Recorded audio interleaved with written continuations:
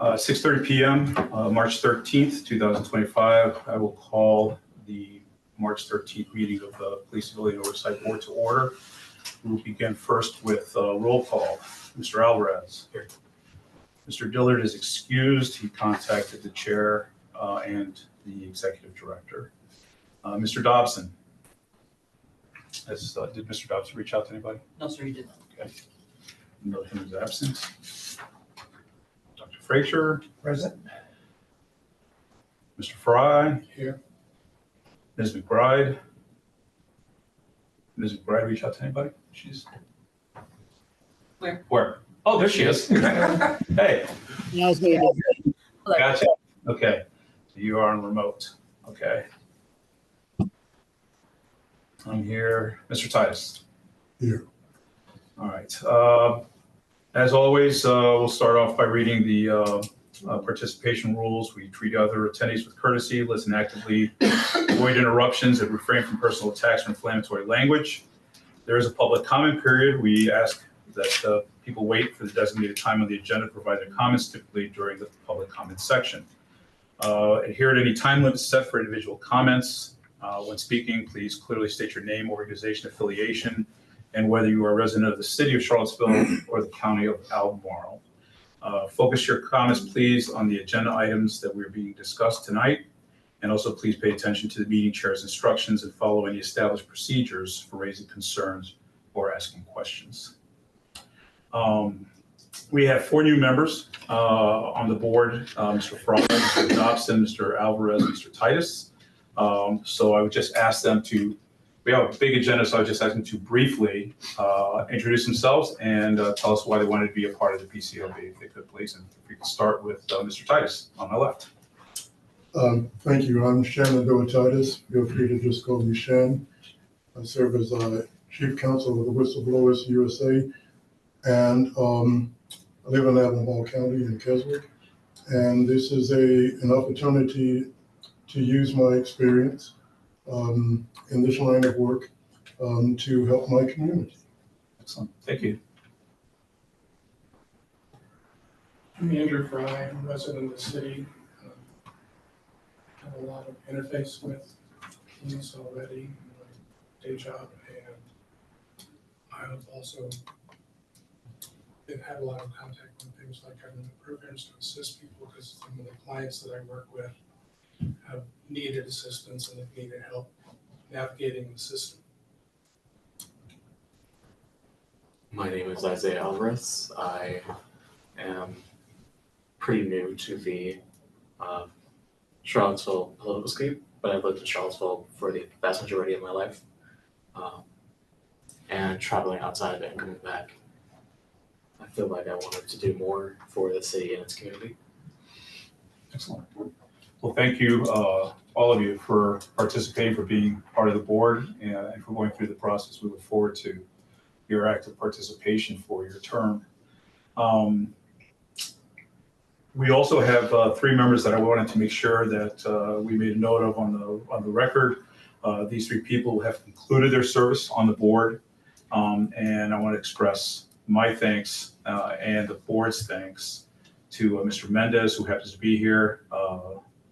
Mr. Mendez is a former chair as well as a vice chair, and did quite a bit for the board during his time.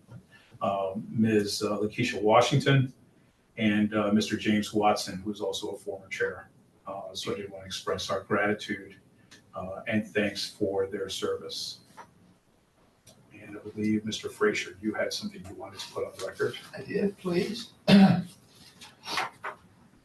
Whereas William Mendez has been a dedicated member of the Charlottesville Police Civilian Oversight Board since its inception, and whereas he has served most recently as chair of the board, providing invaluable leadership and guidance, and whereas William Mendez has devoted countless hours to furthering the mission of the board in a volunteer capacity, working tirelessly to promote more equitable policing in our community, whereas his service and many contributions to the Charlottesville Police Civilian Oversight Board have been instrumental in advancing its important work.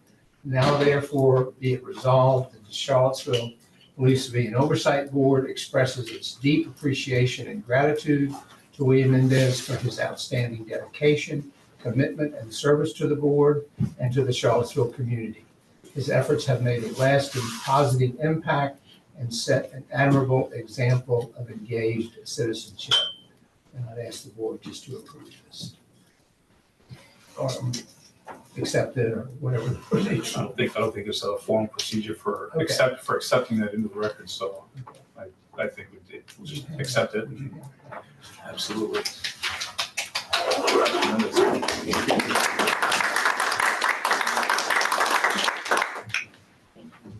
Hi. Well, Excellent. Well, okay, Mr. Dobson has joined us. Kyle, if you could, everybody else has done this already, so you're kind of spotlight now. If you could just briefly let us know a little bit about yourself and why you're interested in serving on the board.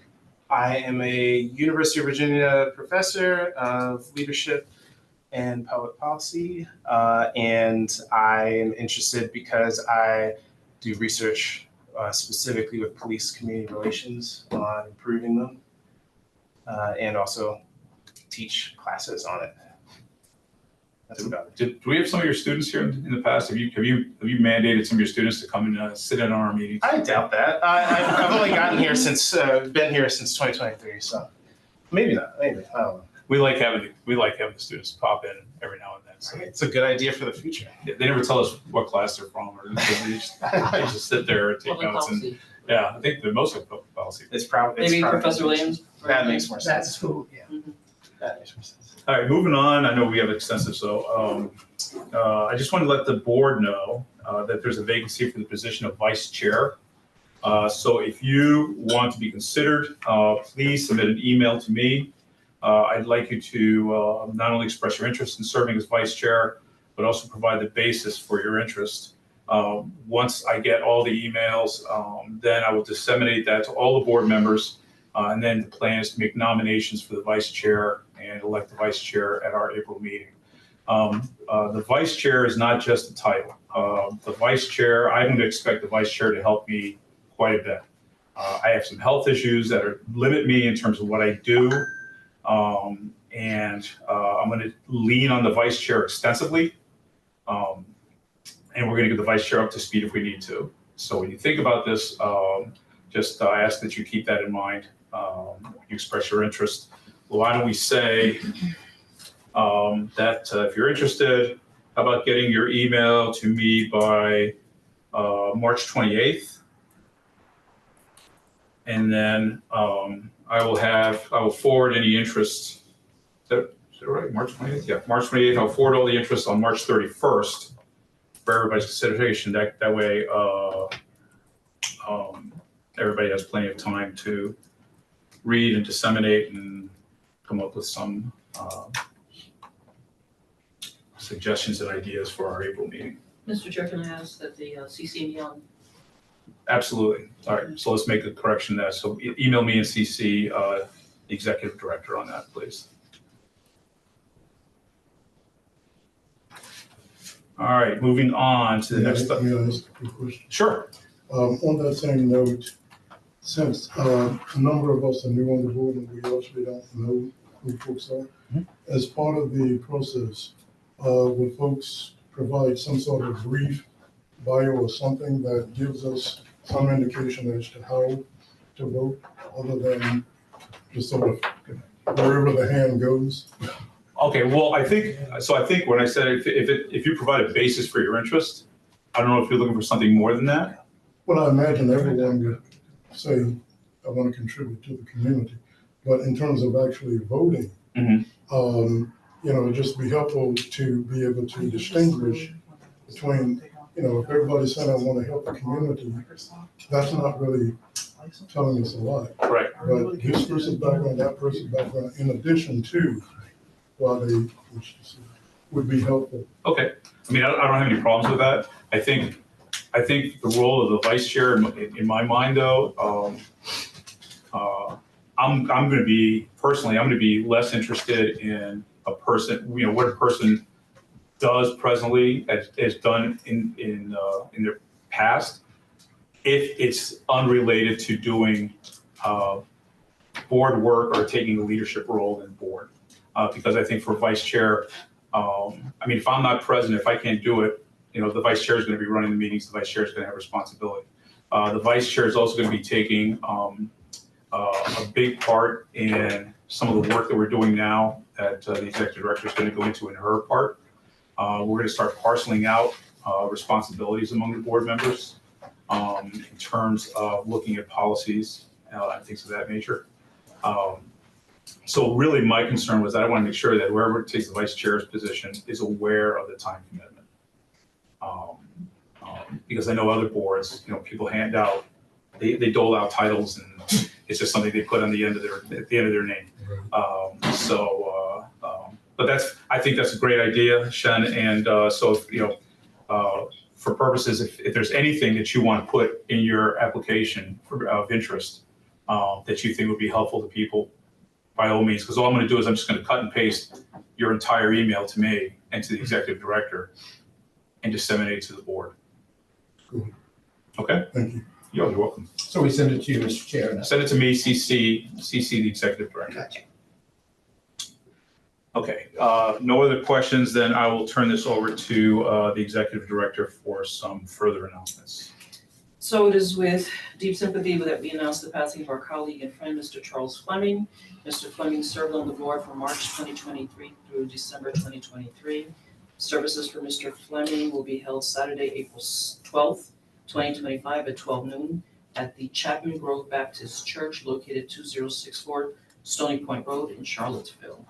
And we did send flowers on behalf of the board to Mrs. Fleming. Excellent, thank you. So our friend and former board member, Reverend Pat, sent us a invitation to a faith-based discussion that they're holding on March 15th. And this is in connection with White Feather Historical and Educational Project, the Albemarle Charlottesville NAACP, and the organization known as Coming to the Table Charlottesville. The discussion is going to be held at the Trinity Episcopal Church at 1118 Preston Avenue. That's scheduled for March 15th, 2025 from 12 noon to 2 p.m. Anybody interested in going to that, please by all means. However, it's not mandatory. I'll be there, so just FYI. Abundant Life Ministries is having their March Madness event. That's going to be on Thursday, March 20th of 2025 from 12 noon to 10 p.m. It's one long event. You're not expected to be there the entire time. You just come and go, but it's going on for that length of time. That's going to be at Cardinal Hall at 772 Preston Avenue in Charlottesville. And parking for that event will be at Cardinal Hall or the Dairy Market. They're going to have parking available for that. Also, Abundant Life Ministries is having their 4th annual community festival that Mr. Mendez and I participated in last year. That's going to be Saturday, April 26th from 12 p.m. to 4 p.m. And that's going to be at 780 Prospect Avenue. We had a really good time. It's very well attended. Which one is that? I'm sorry. Abundant Life Ministries, right? It's right in the community, right outside of their HQ. They have food, music, games for the kids. It was really a good event. And then also, just as an FYI, obviously we don't expect people to show up to this randomly, but the Charlottesville Police Department's hiring event is going to be this March 15th, this Saturday. And that's going to be attended by Mr. Titus and Mr. Fry. They're going to be serving as panelists on behalf of the PCOB, and they'll be conducting interviews for potential police recruits. And lastly, we have the Hispanic Community Police Academy that's already underway on April 2nd, 2025 at the CPD roll call room at 6 p.m. And that's going to be attended by Chair Pola. Mr. Alvarez indicated an interest in attending that, and I might pop in if I can, time permitting. And that's really all I have. Excellent. So further note about these meetings, the expectation, my expectation of the members of the board is that we try to attend these as much as possible. I think one of the things we need to do is let the community know who we are, be there to answer any questions. Many times they just want to say hello. They want to know a little bit about the PCOB, and they just kind of go away. That doesn't mean that we're not going to go and somebody doesn't have an extra grind, somebody doesn't have something bad to say. We just got to take it, right? But I think one of the issues is that we need to go out and let the community know that we're there, that we're active, and that we want to listen to them, because that's why we were established as a board. It is not anybody's expectation that you have to go to all of these. As a matter of fact, the great thing about this is if we split this up so at least one of us goes to each event or picks an event, then that's enough. It doesn't mean that 2, 3, 5 want to go to the same event. Doesn't mean you can't, but I'm just trying to make it so that it's not a burden on anybody. I certainly don't want that to be the case. So if you have any interest, let Inez know. She'll keep track of who's going to what. If you want to say, hey, I'm just curious, is anybody going to that? Then she'll be focal point for this. And if I don't get anybody volunteering, then I'm gonna obviously reach out to you and ask you if you're willing to participate. Can I just add one thing, Mr. Chair? So I went Tuesday night to Rose Hill when the chief was talking about flock, and what's nice when we're there is we can establish our identity and say, hey, we're not the police, because often these communities don't understand that we're not an arm of the police department. Mm-hmm. So part of, I think, our mission there is to establish our autonomy and say, this is what we do and that's what they do. Mm-hmm. And that's just to put that out there to other board members. Excellent point. All right, moving on. Approval of the agenda. Everybody should have received the agenda. It was posted online, so I will entertain a motion for the approval of the agenda. So move. Do I hear a second? Yes. All in favor? Aye. Aye. Any opposed? Agenda's approved. Thank you. The minutes from the last month. I know most of you were not here, but the minutes were there. They're posted as well on our website for those of you who might see. But we run through a formal approval of approving the prior month's meetings minutes. So I'll ask for a motion to approve the minutes. So move. Do I hear a second? Second. Thank you. All in favor? Aye. Any opposed? Seeing none, unanimous. Okay, thank you very much. I will now turn this over to Mr. Walker for his management analyst report. All right, let me share my screen really quickly.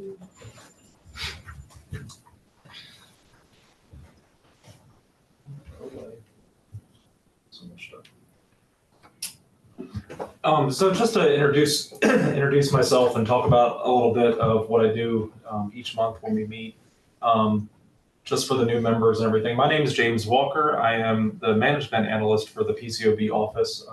So I work under Director Inez, and my main focus is really the reporting, data, systems, and whatever other stuff we need to do.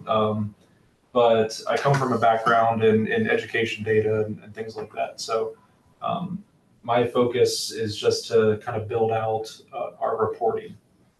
And so one of the things I do each month when we have our meetings is talk about a monthly report of the prior month. And so this report is just meant to capture a small amount of what we're doing each month, specifically in the office, Director Inez and myself. You'll notice I always have like a header page and trying to keep it looking nice with our information on there if anyone needs to contact us. But just to talk about the oversight activity, each month I show any new complaints received either by us or by the Internal Affairs Office with the police department. So we'll get complaints that come to us that don't go to Internal Affairs, and it might be stuff that we can answer ourselves or address. It might be a question or an inquiry. But if it gets to the point where it is a full investigation that needs to move forward, we always do share that with the Charlottesville Police Department Internal Affairs. So at times they're taking a complaint from us, at other times they're receiving it directly themselves. And so sometimes these numbers overlap, they're the same person who's complaining, but other times they don't. And the reason we don't report any of the specific details is just because we're trying to keep that confidentiality. And so you can see we had 3 new complaints and Internal Affairs had 2 new complaints. And we also closed several complaints this month. And one was Internal Affairs related as well. So you can go below and see that we were involved in 1 officer interview. So this is where we actually go and observe an officer interview related to one of the cases and complaints. We can see them being interviewed by the Internal Affairs Office and can provide feedback and discuss that investigative process. with the Internal Affairs Office. So we're present for a lot of those. In fact, I think we have another one coming up that they just sent to us. And so some of the other oversight stuff we're doing, we have citizens come in who have complaints, sometimes unrelated to us, sometimes they might be criminal in nature, other times it's just questions or the desire to get more information. And so we capture all that, and that's a lot of times what we're working on month to month. But it may be that a case or a complaint comes in and it could be 5-6 hours of review of video footage just to see what that complaint's talking about, or looking at different documents and systems of the reports, the police reports that were filed. So when someone comes in, it could be an entire day that we're just looking at information, making phone calls, trying to decide if this is something that needs to move forward or go to the Internal Affairs Office. So just trying to capture some of those details. The 2 sections below there, closed cases. So each month, anytime there's a closed case from Internal Affairs, we are going to report on how they found that case, like how they closed it. There's 4 main categories. In this case, the allegation was unbecoming conduct of the officers. There was 2 officers involved, and both were considered to be unfounded, meaning there was no basis in that factual allegation.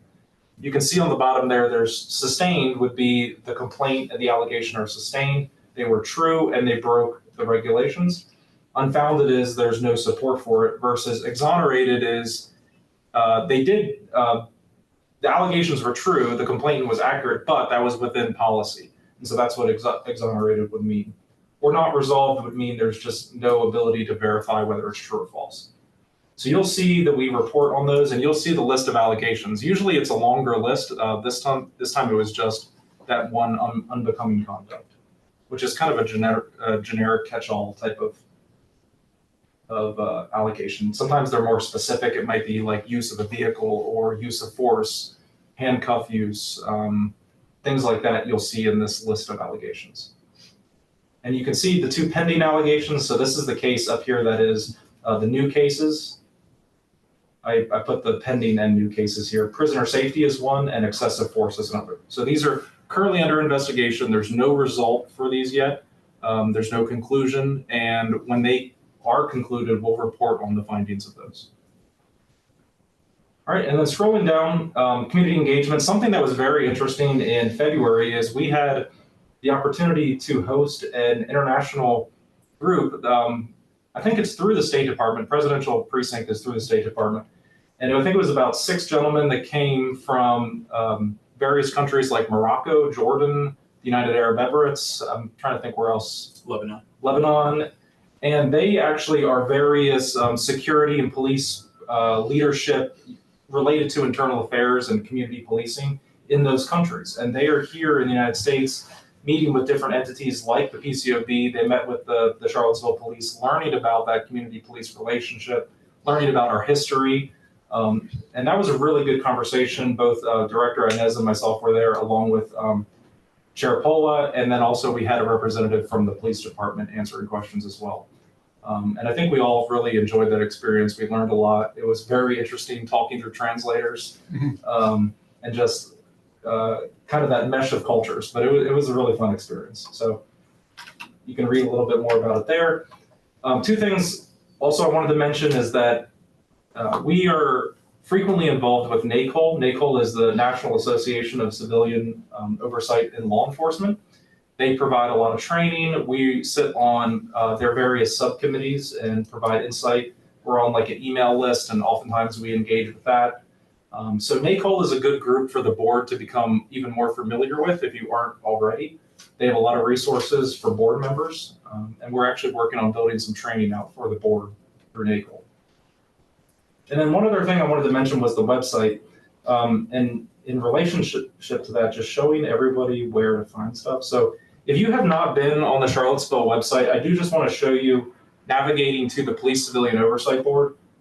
If you go under that, this is the main Charlottesville site, and if you go under that government tab, you will see Police Civilian Oversight Board right there, and you can go over to our page. I also do want to mention underneath boards and commissions, you'll see the agenda and minutes. That is another way to navigate to like the resources that we're using tonight, the agenda, the minutes, the monthly report. You can find it there as well, boards and commissions, agenda and minutes. And you just have to scroll. It's like a giant calendar. You just have to go find our meetings. So tonight's the 13th. You'll see a Police Civilian Oversight Board there. And that takes you to this page that has the agenda. It has the agenda packet, which is where I usually put the monthly report that I'm looking at right now. Minutes, anything else we have for you will be there. But you can also get to that stuff through our police oversight page too. So I've been slowly working on this website since I arrived, just trying to take what's here and build it out a little bit more and get rid of old stuff. You can see on the board meeting tab, I've updated this one. These have the links to all the old meetings. I post the video of the recording that communications does for us each week. So like if you go under 2025, March 13th, and you click on that, it'll take you right over to the same stuff, the board packet, the agenda, and we'll post the video here as well. So just trying to make that website a little bit more user-friendly so people can find stuff. So you have all the meetings, there's the recordings below.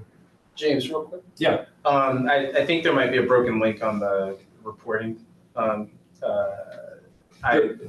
went to data and reporting. Data reporting, yeah. Yeah, okay. I just want to make sure that was known by you. Okay. Yeah, so this is the other page I just wanted to mention. I do know there are broken links on this page. I just got it submitted through last week. Like I have to make edits and then submit, and then I wait for the city to approve it. So I know there's some links on here that are broken. I'm working on either indicating that or getting the actual item. I think 2023 is an example of where there's not really any monthly reports on these yet. Got it. And I'm getting those added. Got it. So that was where I was, because I was looking for the report in there. And they may not have had meetings, and that was before they hired me, and they were without a. Right, director for that's a while. why I'm like going back through our old records and seeing what do we have monthly reports of, what do we not, how can I indicate what we have and what we not. So yes, there is some missing stuff there. I will say, if you go to 2024, October, November, December should all be there. So this is kind of recently since I started. And then 2025, January, February, I don't think I've linked February yet, but I'll link that one tomorrow. Cool. So this is just a work in progress. You can see, you can obviously, but to give an example, this is what it kind of looks like now, and this is my goal. What it used to look like is more like this, where it's just a bunch of links like that. So I'm trying to get old stuff. Yeah, I'm trying to get away from that. Yeah. And get to a point where it's something that makes some sense. So That's great. I'll definitely update you if I get those links updated there. And then lastly, just on our community outreach page and professional development, we continue to work on some policy updates related to the limited English proficiency policy. That's something we've been working with the Office of Human Rights on. There's information in that policy related to how the police department is meant to offer language services to individuals who don't speak English. And so we're just trying to make sure that those components are in place in the police department, make recommendations on the policy. There's also some other discussions of use of force policies and early intervention. And then lastly, flock update. You can see some community outreach we did there, some training we did, but the flock update is a big one. And Dr. Fraser, you said you just went to one of the community meetings on that. So He presented some recent data. Okay, so he was showing data. We have full access to the system, Director Gonzalez and I, so we're able to go through it and see how it's being used. And we're trying to build out a clear audit that matches not only the policy, but also what does the community want to know about this system. And so currently we're working on building out what a full audit might look like to ensure that Flock is being used appropriately. The police department, they do an audit as well. We just want to make sure ours captures the full capabilities of the system. So I've been in there, we've met with the Flock representatives, and they've answered a lot of questions. They've talked about how they can show us some additional data. So I think we're making progress there, and that's one of the big things that I think the community should know is that as the Police Civilian Oversight Board, we have a direct line of oversight into the Flock system, and that's a very relevant topic right now.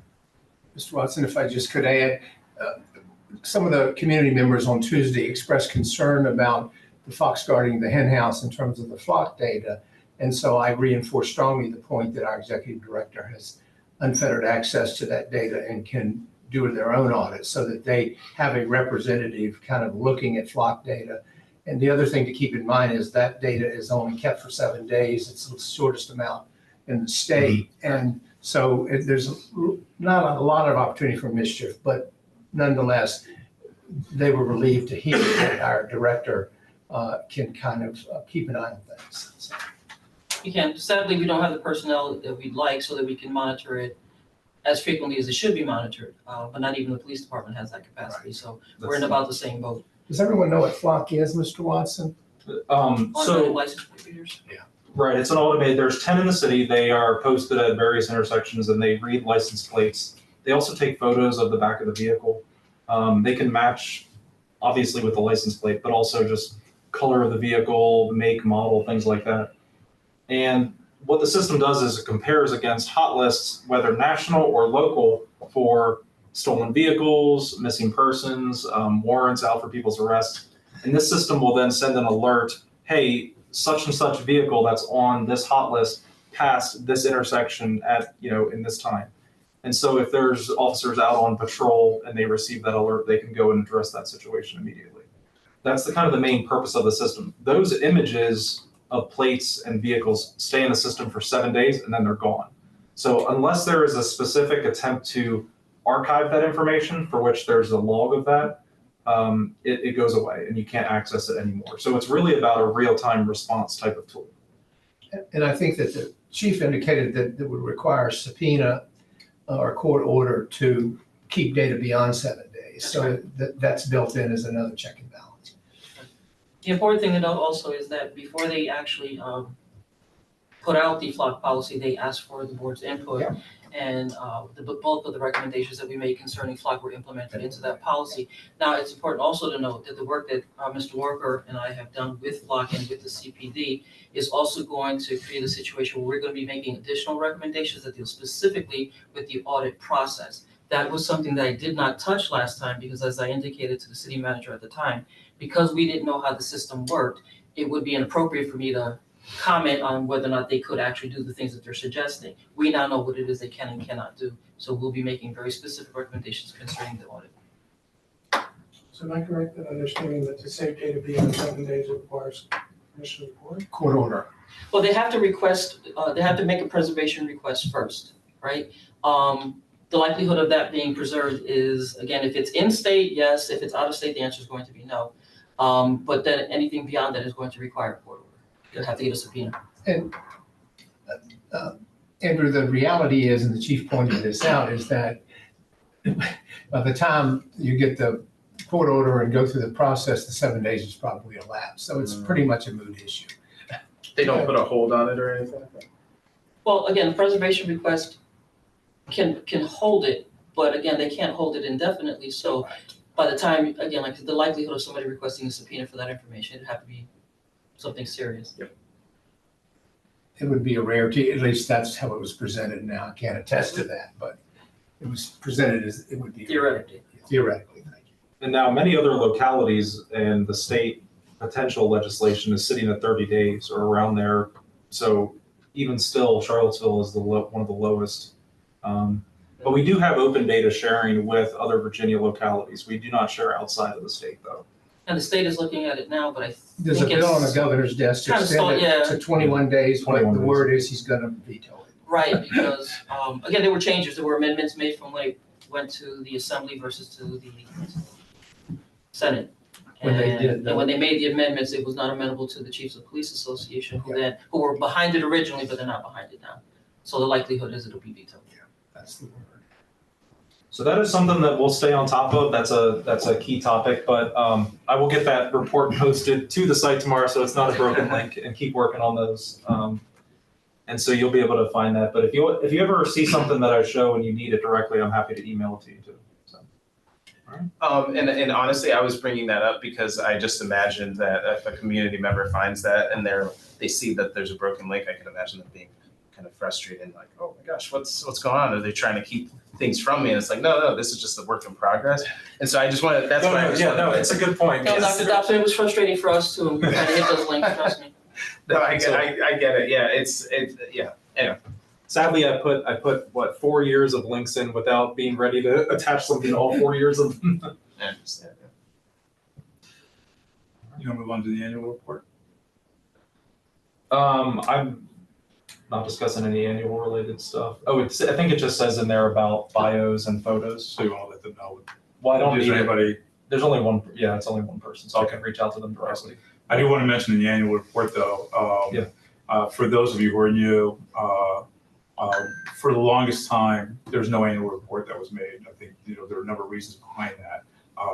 When Ms. Gonzalez and James came on, and Mr. Walker spent a lot of time on the 2023 annual report, which has been provided to the city council and the city manager. He's now working on the 2024 report. And the idea is that moving forward, the annual report from the PCOB will be ready for dissemination in April of every year. And what we have found by giving people the 2023 report is that it opened a number of eyes in terms of just how much work the PCOB does. So if nothing else, when people say, well, I'm not sure what you do, here's the annual report. The first words out of one person's mind was that it was a surprise about how thick it was. My wife commented on that as well. Who did it? My wife. Gee, thanks. So yeah, so I think it's really going to be a great tool for us. So I just want to give a shout out to both of them, and specifically also Mr. Walker for the work on that. Sorry, the 2023 one is linked on there. You will find a broken link for the other ones. 2024 is coming. I do have an old 2021 and 2022. I was like cleaning them up. I want to get those linked too. They're just old ones from. They're kind of yeah. I had to revise and edit them a bit, but they're gonna get linked up there. We're gonna fix that. You good? Yeah. Okay. Any other questions for Mr. Walker? I don't know if it's a question for him, but just to raise it towards the group. So even just talking about the little bit of discourse we were having about flock, I was imagining myself in that meeting, which I wish I could have attended. But I feel that the public's concern is probably most about just inability to kind of complain about their kind of apprehensions or any threats that they see with flock. And I think a lot of us could probably dispel those threats with just the little bit of information that we talked about here. I was just curious if that seems like sort of an aligned front that we're all on whenever we're in these meetings, is to really figure out how do we channel ways that people, if they feel like they can't speak up on something, that we are going to give them a kind of channel to do so. Because I feel like if that's all that, if people feel the fear that they can't speak up and that it won't be heard, then I think we could very clearly say there's a place that we can channel those fears or that kind of voice that you want to be heard. And here's where it is. So anyway, that was just me thinking out loud, but I'm curious if that's if you kind of share those thoughts of if someone, let's say, brings up flock, or sorry, there's the noise over there. If people bring up their questions about flock or any kind of police procedures, that they know exactly how we are going to kind of be a sort of conduit for them to hear some of their concerns. Well, I think I think there's a line where we have to look at why we were established and what our purpose is, and I'm cautious about crossing that line and taking on too much. Yeah. I think that specific point that you brought up, and I think that's a valid point in this community for a number of different reasons. I think that's a point that we can actually directly address by going to these open events. Right. You put this shirt on, and people see you, and they will come up and they'll start talking to you and start asking you questions. And it's Jeff showing up at the Rose Hill meeting.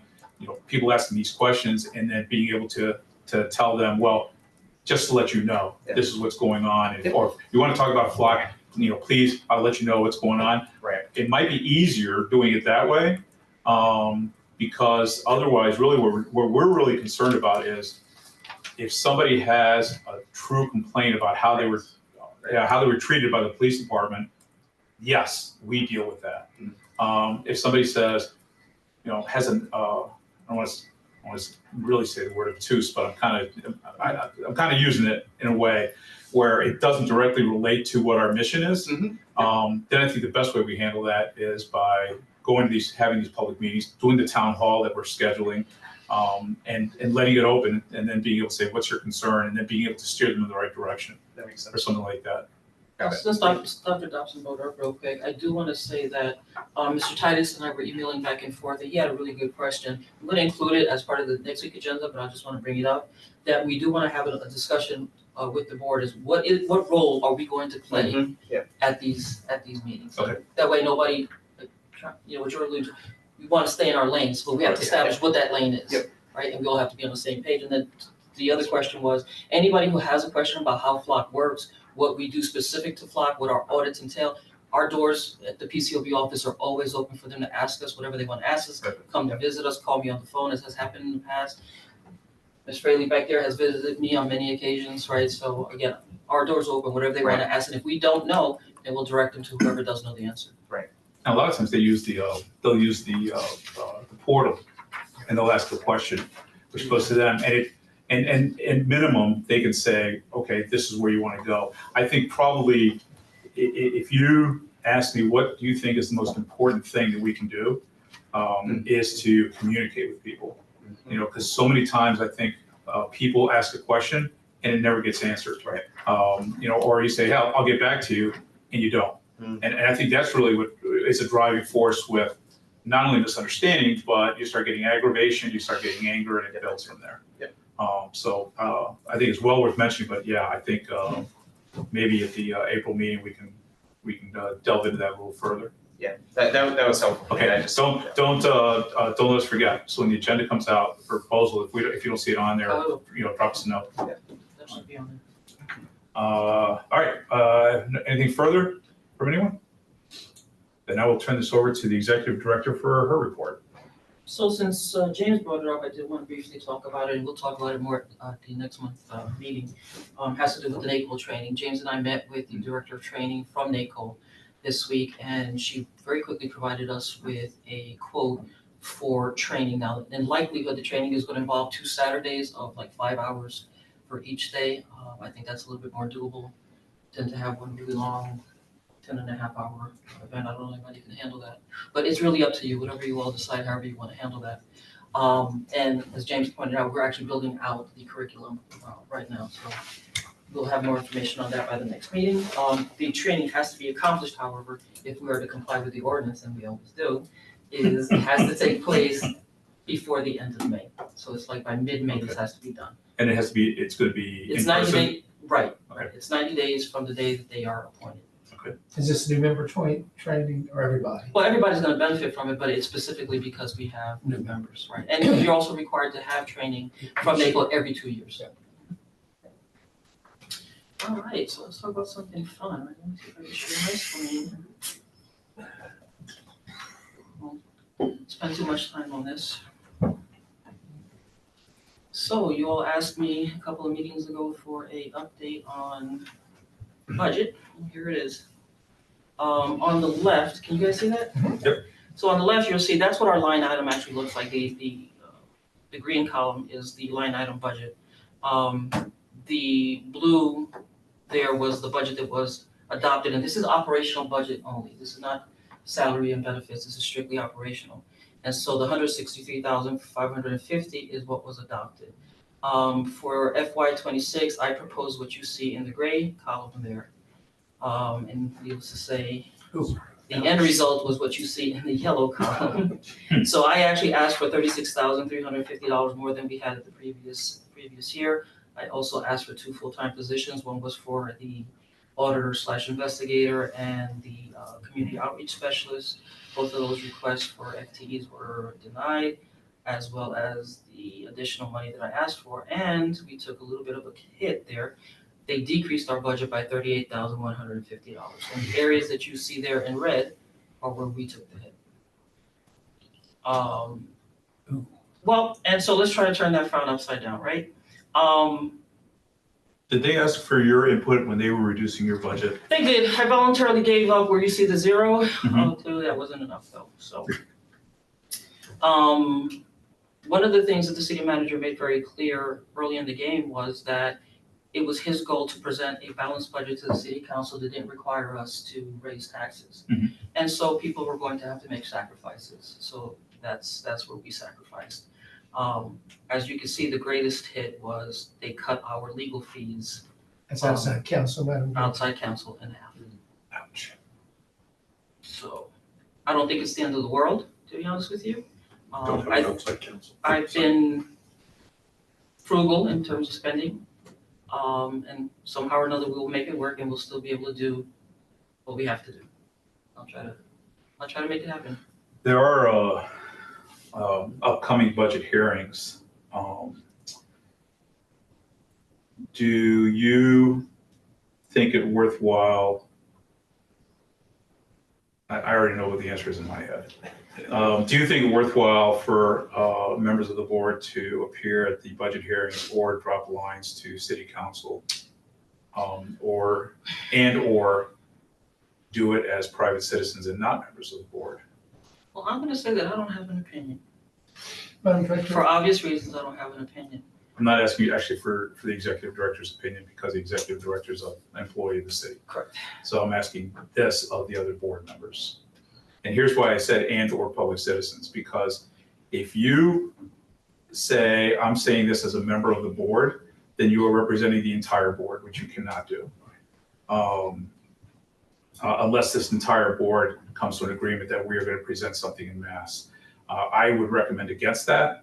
I think there's a lot of consternation with some members of city council in terms of a perceived lack of activity on the part of this board. I think that is being addressed in a positive manner. I think if we go as a board and start to complain about not having money, I think it's not going to be received well.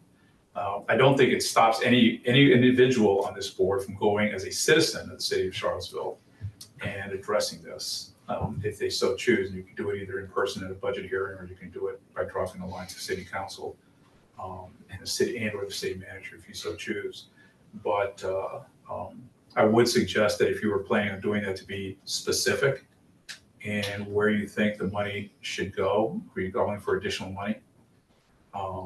My opinion is I think the office, the full-time office, is severely understaffed, and my plan is to actually send an email to city council and suggest that they take money from a couple of departments that I'm looking at and excise the money from there in order to come up with another staff member.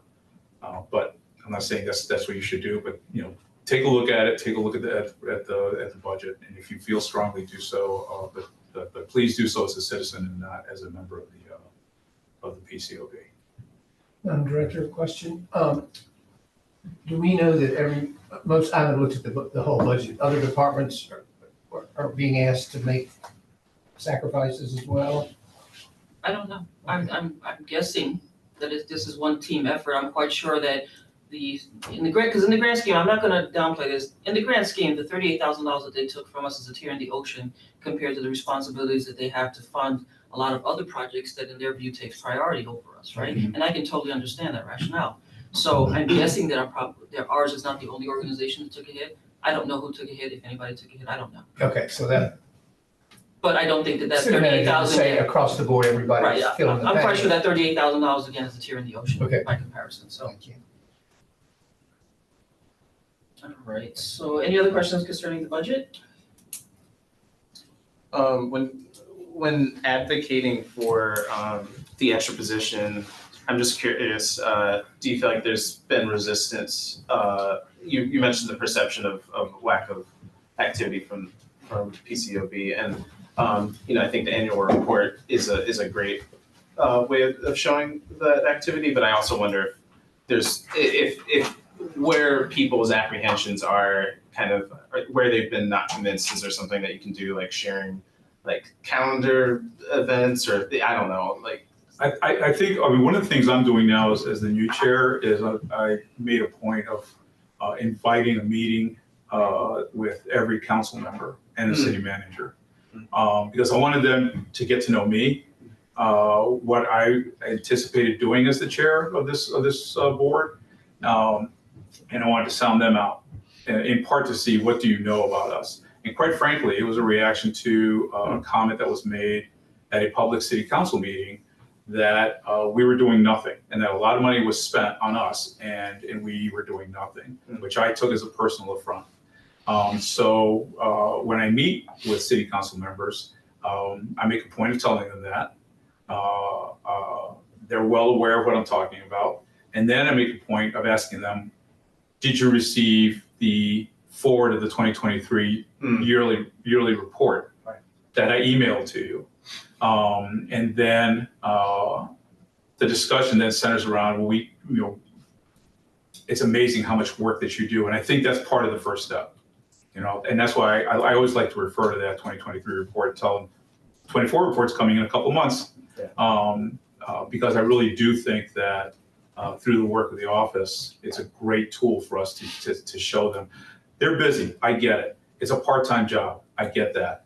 It's impossible, I think, for them to really know what every single board and commission does. So how can we address that? We talk to them when we see them. We correct things that are mistaken. If they have a question, we make sure we answer it, and we provide them with that annual report, and we really build up on that and say, this is what we do. And there's nothing that we're aggrandizing in that thing. It's here's the data. Yeah. So I think it's a good process, slow process.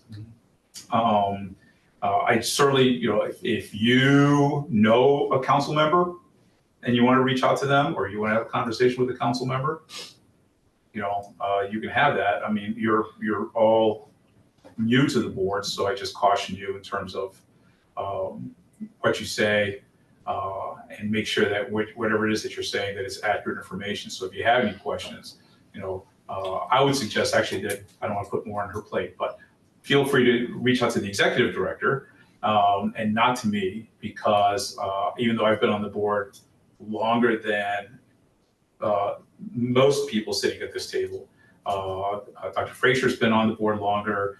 Ms. McBride and I came on, I think, the same time. Isn't that right, Cam? I think you and I came the same time. Close to it, if not at the same time. Yeah.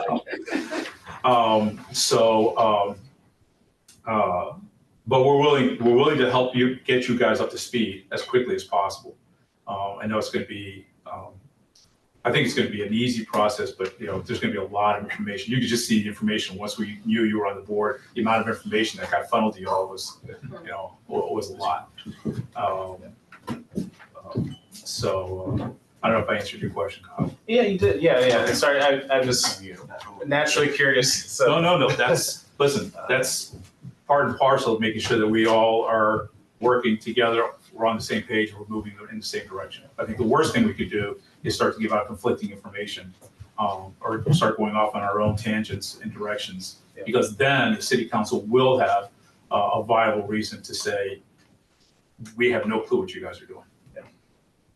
But there also seems to be a disconnect too. So as you came on the board, you got to see exactly how much activity takes place, because I'm emailing you constantly. Unfortunately, the city council members, they don't see the things that you've already seen in the short time that you've been there. So they don't actually know. I don't think that they have a graph of what it is we do. I also think that, and this is, because I know Dr. Fraser made a joke about it at the last meeting, but there's a distinct difference between the amount of work that Mr. Walker and I do in our office versus the amount of work that the board does. And so they see what they see based on whatever it is they look at that meeting and think they're doing nothing.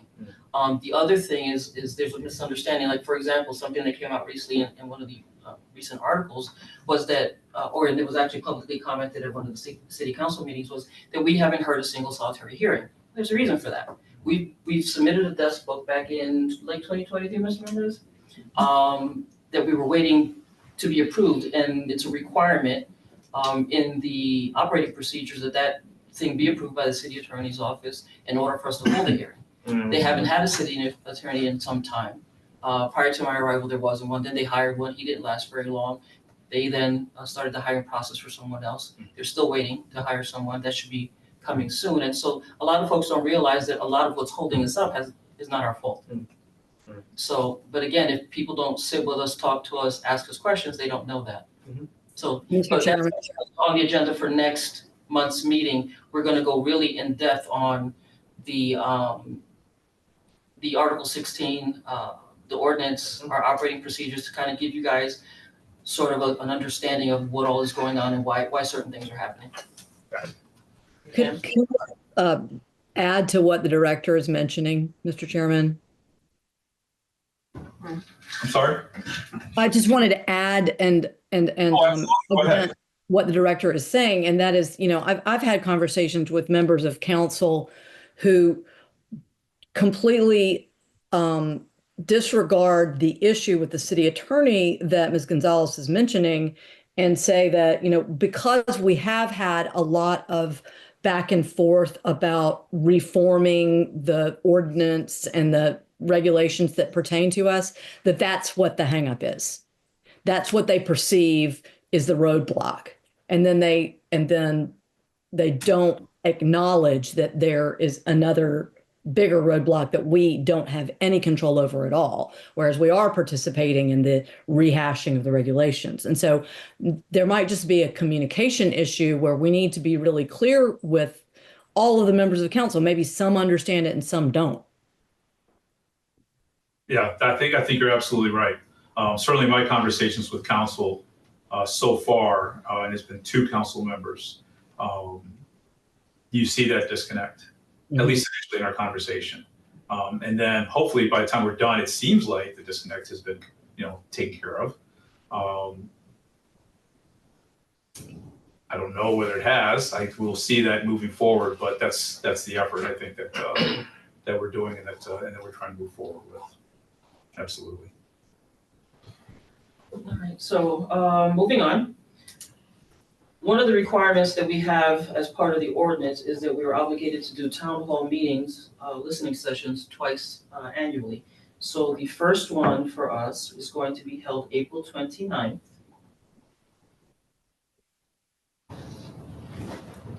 And we're in the process now of making arrangements for that to happen. It is tentatively scheduled to be held at Carver Recreation from 6 to 7:30. And we're going to be working with White Feather Historical and Educational Project, along with the Albemarle Charlottesville NAACP, to hopefully make that event a well-attended one. So anybody that can, I'm actually looking forward to every member of this board bringing at least 2 or 3 people that advising people, whether it's your family, friends, people at work, whatever, that live in the city, live in the county, to participate with that event. Because the idea is we want to hear from the community what it is they think we should be doing better, what we shouldn't be doing at all, or just whatever, good, bad, or ugly. We want people to come in and tell us how they feel. So that's tentatively scheduled again for April 29th. The amendments committee is down 1 member because Mr. Mendez cycled off the board. But we did meet last week and we went through the amendments that we are hoping to deliver to the city manager before the end of spring. That is the goal, and we're going to hit that goal. Like I said, barring any complications, we need to make that happen. I will say this, and you all have already touched on it. There seems to be this misconception, right, that we're not doing anything, and the board specifically, as in you all. One of the things that I had recommended in the past, and I recommended strongly again, is that policy review is something that will not only help the board, but it significantly help the police department to go through a lot of their policies. And as James and I become aware of complaints from citizens, those topics that are brought to our attention based on those complaints, we pull those policies immediately. And those are policies that you all should be looking at. As a perfect example with the LEP policy, when we were asked to review it the Office of Human Rights asked us to review something they were putting out concerning LEP. I then decided, well, let me see what the police department has on LEP, because they were speaking directly to activity between citizens and the police. When I found that policy, I was like, I don't think that that's actually happening. So when we reached out to the police department, we learned that the policy, or I should say they had not had an LEP coordinator in the city for about 7 years. So that's how long it had been since anyone had looked at it, but they are now actively looking at it. That's where we made a difference. We were able to bring to the attention something to the police department that they should look at, and now they're actively working on it, correcting it. They've assigned an LEP coordinator, so that is a step in the right direction. So my recommendation to you all is to start engaging in policy review and to try to get at least 1 policy per month. It helps us look like we're doing something. It helps the police department get better. The policies in question, based on complaints that we've gotten in the office, have had to do with, well, the automated license plate readers is one that we are definitely going to be reviewing again, so you all should take a peek at. That's something you can vote on and decide which one you want to hit first. Based on the most recent complaint that James reported in his monthly that's currently pending, that specifically has to do with the processing of prisoners policy. That's something you all could be looking at, the prisoner transport and detained persons policy. The limited English proficiency policy that we just spoke of, and of course, the use of force policy. The reason why the use of force policy is going to be something that's very important is that we were also asked by the chief of police to participate in the creation or the revision actually of the current use of force policy. We were asked to help with the use of force review board policy and to sit on the board, and the early intervention system, which is something that I have been pushing since I got here, so that we can identify issues before they become issues and take corrective action rather than relying on discipline. So that's my recommendation. I think you all should start hitting. The last one, what was that again? Use of force. So yeah, so there's use of force we're working on, use of force review board, which is gonna have its own policy, and the early intervention system. Early intervention, okay. And the early intervention system in all probability will be going through Axon if we're I hope- looking, maybe so. RDMS, I'm not 100% sure yet. So I don't wanna speak to that without knowing, but it's coming. And for that, I am super grateful. How quickly are you looking for the board to let you know which policy or in order we want to attack these? I would like you to start attacking a policy, and attacking is probably not a good word. I would like you guys to start reviewing policies for April, to have a discussion by the April meeting, or at least by the next meeting. Because next month's meeting agenda is also kind of sort of hefty, but you can fit a policy discussion there. I think. Should we have consensus on a policy for Yeah, that's something I leave up to you all. You decide which one you Chair. want, but those are all right now ripe for the picking. Dr. Frazier. should we have consensus on one of them and not just do scattershot? That's how you all Well, address. if there's an agreement on that, I think that would probably be the best way, because then we can concentrate expertise and research on one policy at a time. And then be able to bring that to the table. I think in the past, what we did was the policy was put out by email. And then if there were any available research tools to look at, those links were put out also by email, gave everybody an opportunity to look at that.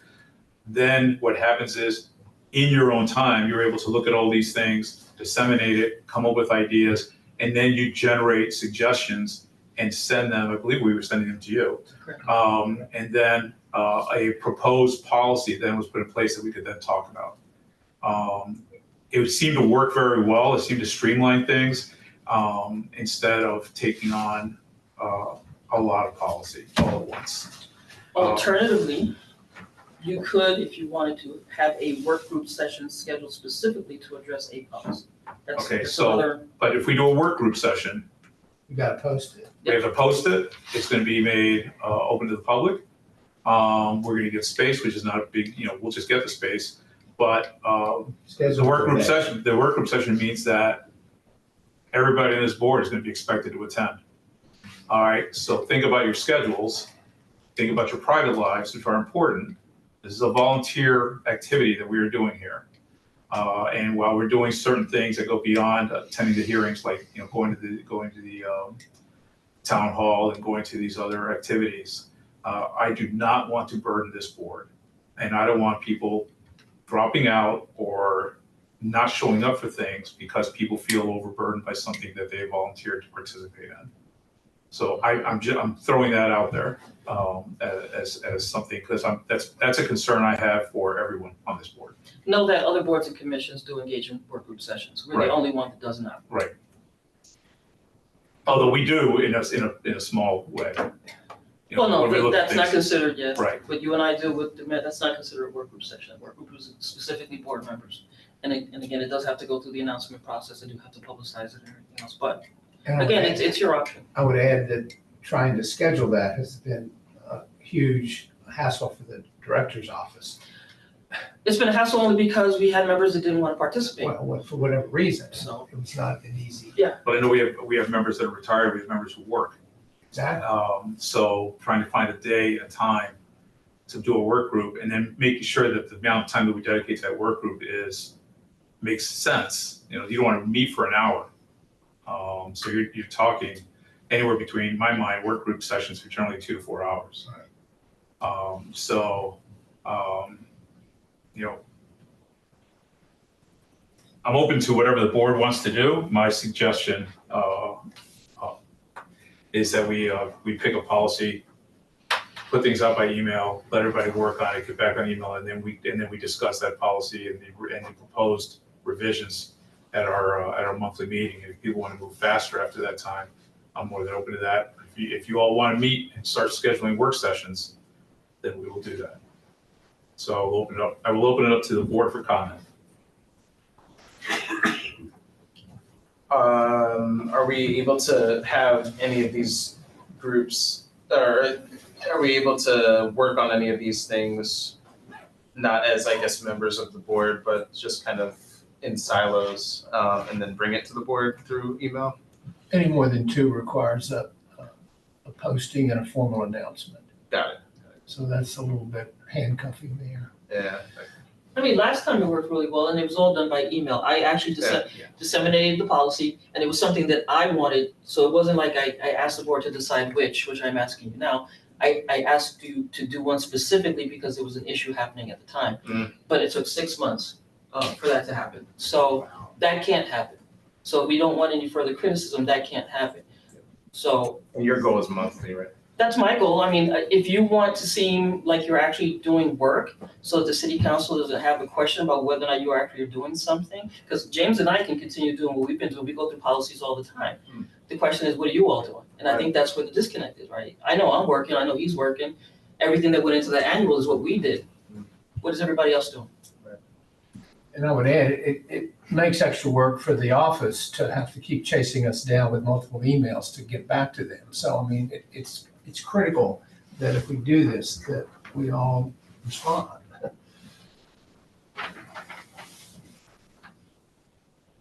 I think that's an important point. I've intentionally kept silent most of the meeting. I echo that, sir. My own policy, quite frankly, one email. Yep. One email, I'm with you. same day, one email. There's not been an email that you've sent me or James has sent me, or the chair of the committee, whatever, that I don't respond that same day. So one email, and for the reason you mentioned, because if they're spending time Chasing trying to us. chase us Yeah. around and multiple emails, then, you know, they're not really doing the vital work that they really need to be doing. So Well said. in my view, it's a matter of professionalism, responsibility, and accountability, which is what we sort of, we didn't take an official oath, but we basically give our word to the city of Charlottesville. But that's why we're going to be on this board. And that's why I take it seriously. One email, that's all you need. Thank you. So if nobody has any other comments, my suggestion would be that we pick one policy and we proceed by having the executive director send us the email on the policy. We have links up for research. We can share those as well. We look at it and then take all our comments, suggestions, address them to the executive director, and then a proposed policy with suggestions would be made available to us for discussion at our April meeting. And so for now, we don't have to worry about that. Andrew? Is there one of these policies that is identified as more time urgent than another? That was going to be once we decided on the process of what we wanted to do, that was going to be my question to the executive director, was to see if there was one policy that we should pick. But I want to make sure we're okay with the process first before we figure out what we're going to do. A month ago, I would have said flock right now. Yeah.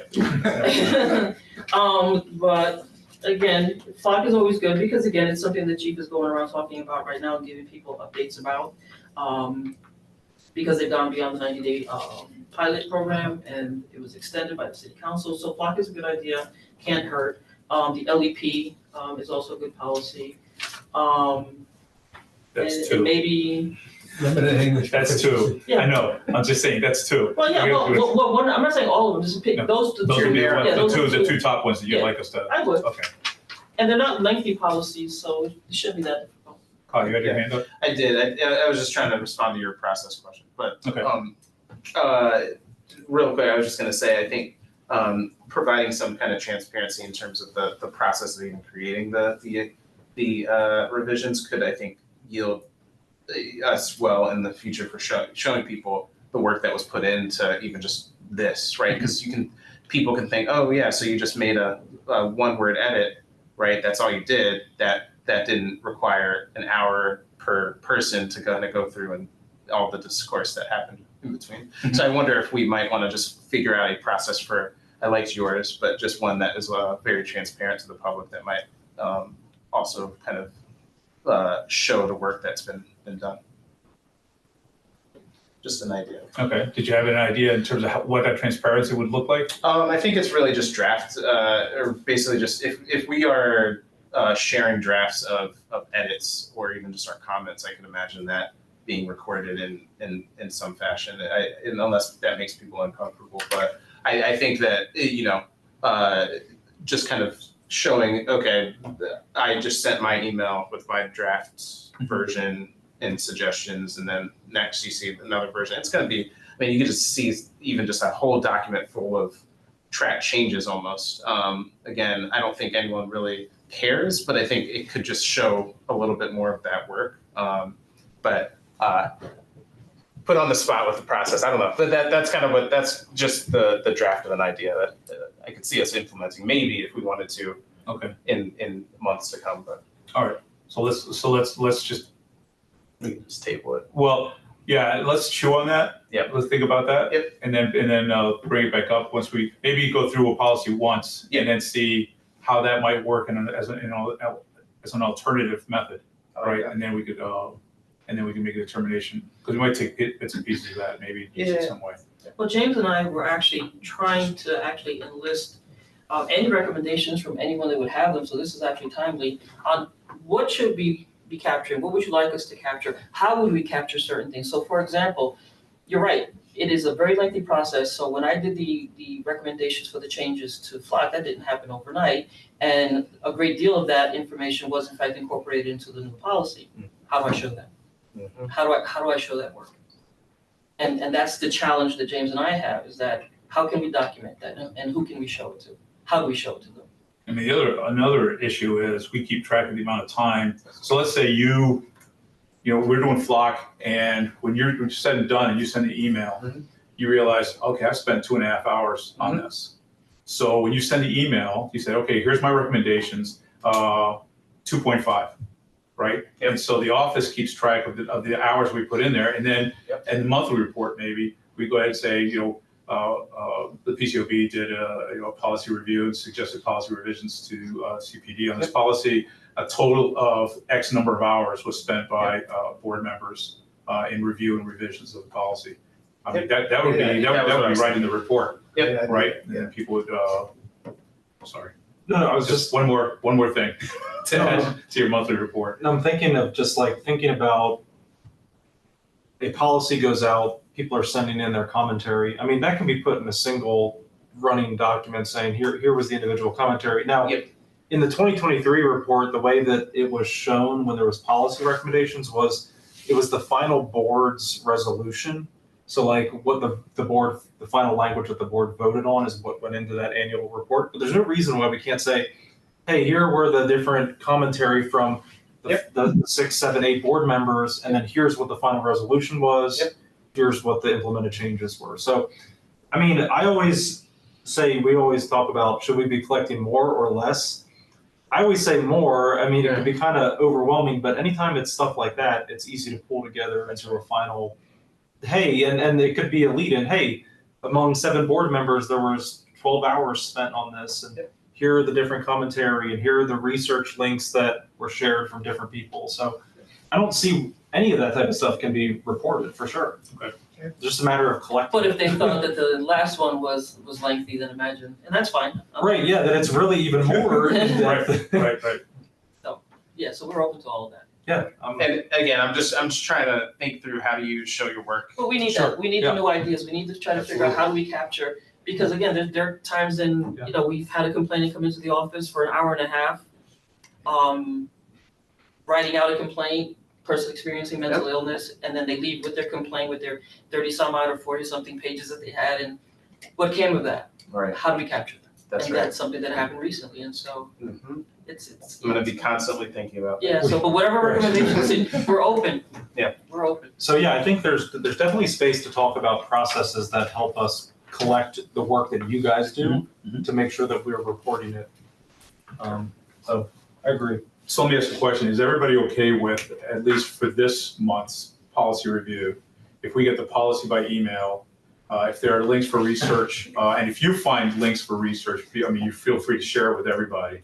And then email your suggestions for the revisions of the policy to the executive director. And then when you do that, let the executive director know how much time you spent on that. So let's see how that works and then we can discuss that, we can revisit it at the April meeting. Is that okay with everybody? Yep. Okay. Which policy would everybody like to hit? The next big question. I think the suggestion was maybe we do flock because it seems to be on the front burner, and certainly Jeffy said that was the big topic of conversation at Rose Hill. And And Friday, and the upcoming meeting as well, there's another community. I mean, the public has a lot of questions about it. Okay. And so I think we really need to have more input as the PCOB. So is everybody okay with us hitting flock first? Anybody have a disagreement on that? Okay, so. Madam Director, will you send either the link from the CPD website to their. No, I'll just send you the policy. The whole, great, better yet. I'll pull it from Power DMS and send it to you. Perfect. And that's all I have. And that'll be very relevant for us doing the audit stuff too, because if you look over that and have thoughts on the audit piece and what the public should be collecting, we're literally working on that right now, so I think it'll be timely. Like it is. Okay, excellent.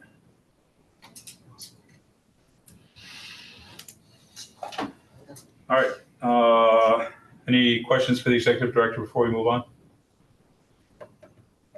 Thank you. All right. Next, we have matters by the public, both either in person or online. We have some people here in person. Do we have anybody online? Nobody online. So we will open it up. Yes, sir, please. Okay, sure. I know you, but you know, identify yourself if you would, where you live, and feel free to engage us with your comments. Yeah, so I'm Bill Mendez, just passed on the hard job to Al. Thanks for that. I'd like to thank everybody who volunteered. I think it's really important right at the beginning to sort of figure out how much time you want to commit to this effort. One of the things that I have found is that the existing sort of communications infrastructure, nothing personal to an IT person here, but communications right now can be an obstacle as much as a channel, because you get a new email address and you get a new computer. So please make sure that goes well. Make sure your computer works. Check your email every day. If it doesn't, talk to the executive director, because like Mr. Titus says, you know, that kind of brisk interaction is really very important. I guess that's it. All right, thank you. Anyone else? So my name is Kate Fraley, and I've been following the PCOB when it was a review board. So a long, long time. And I feel kind of enthusiastic again tonight to see fresh faces, and I'll be sending you emails on a regular basis too, probably.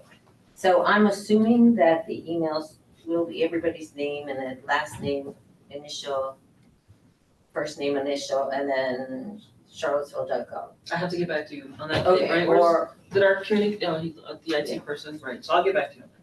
so if you would, let's see, where, I printed them out from the website. If you could stick their email addresses on that, then that would be helpful for the public. And then we would, Well, in order to get to them, you could always just send it to PCOB, so they're on the listserv. So if you send it to the PCOB listserv, you all get it.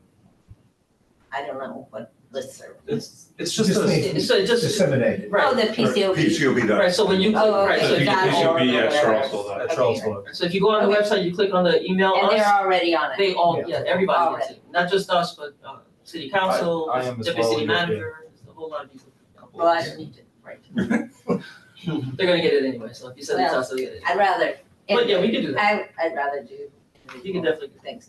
I've done a lot of research on Flock and am concerned about privacy and the sharing of information through a fusion center and the FBI and the CIA. I know it's limited, Mhm. but the slippery slope towards doing that and for ICE is my most recent concern. So I'll send you stuff, and there are other people in town who are concerned about the privacy part of it and the equity part, the location of the cameras and the population of people who live near those cameras, so that they will be, their license plate will be seen every day as they go to work and come back, and what if they're late and will it make any, I mean, there are a lot of worries about it that probably aren't realistic worries, but worries nonetheless. So the first thing I'm gonna send you is the research, the documents that I have written, things I've written about this or collected about it. But I really feel very enthusiastic about you all. Good, thank you. Wonderful. Appreciate it. Okay.